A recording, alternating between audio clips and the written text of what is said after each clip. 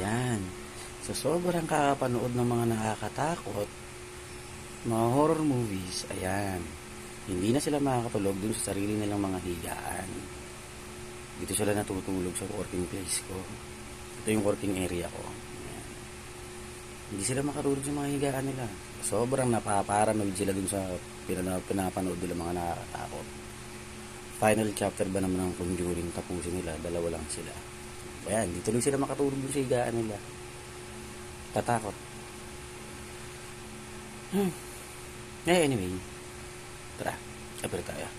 Magluluto muna ako. Babush!